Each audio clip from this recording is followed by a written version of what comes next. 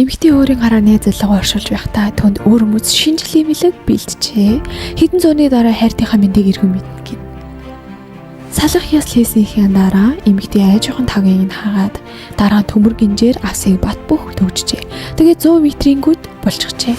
Цаг хугацаа өнгөрч хэдэн зуун жил өнгөрчээ. Нэгэн барилгын ажилчид барилга барьж байхдаа санамсаргүйгээр энэ асыг олжээ. Гинжилж хүсэн асыг хараад ажилчид маш их давталж дотроо үн цэнтэй эрдэнэс байгаа гэж бодчихжээ. Гэтэл гинжийг таслах мөчөд аимшигтай зүйл боллоо. Хаснаас цагаан удаа тасралтгүй гарч байлаа. Удалгүй нэгэн хар сүлэр тэндээс гарч ирэв. Ажилчид айснасаа бол шиг шахаж байлаа. Харин тэр юу ч мэдлгүйгээр солсон тэр зүйл 200 гаруй жил унтаж байсан цуцоргч ажээ.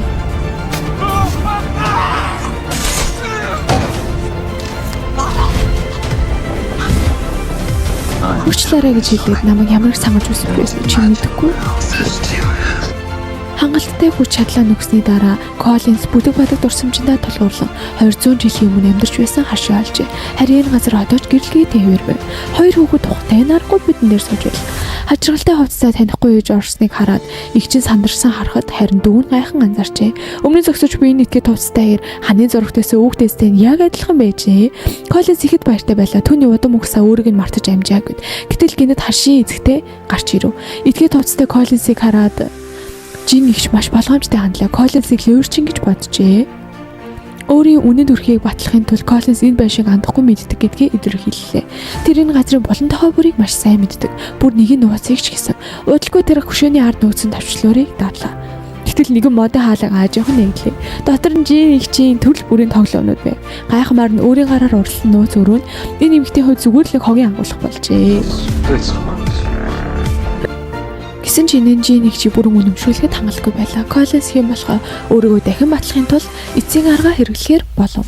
Тэр тагиараа гадарт нуугдсан механизмыг эргүүлв. Тэгтэл ханны зураг хүдэж эхэлжээ. Түүнчлэн зуугч мөн аажмаар ухарч эхлэв. Газар доорх хонгол аажхан ил гарч ирлээ. Жин ихч гинэт цочирдов.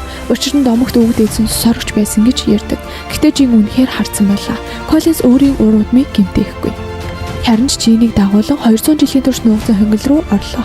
Нүдний өмнө уулмд хөрвөглөгдсөн алт мөг эрдэнэс. Үнэт чулуу эртний идэл дүүрэн байна. Ингээд олон жилийн турш би эдгээр эрдэнсийн донд амар тайван амьдарч байсан гэж юу?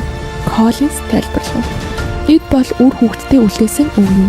Мөн үнэхээр бүхний шийддэг юм да. Жин ихч тэр даруй сэрэмжээ тавьжээ. Коллинстай тохиромжоо хийв. Коллинсийн одоо хийх зүйл бол өөрийг нь хараасан шулмаас өшөө авахар очих. Үүний зэрэгцээ барилга ослын тухай мэдээ хурдан тархав. Хэрэг гарсан газар сэтгүүлчид цагдаа нараас гадна тарианы варгаар нэг эмэгтэй зогсож байлаа. Тэр нь Коллинсыг хараасан шулам Анжи.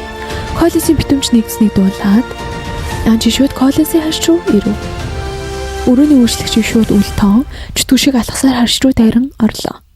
Сайн уу Коллинс? Би бол Анжи Бушар. Коллинс шууд л аюул орсож байгааг мэдрв. Энэ эмэгтэй өөрөө хүрээд ирсэн бол сайхан юм болохгүй тодорхой.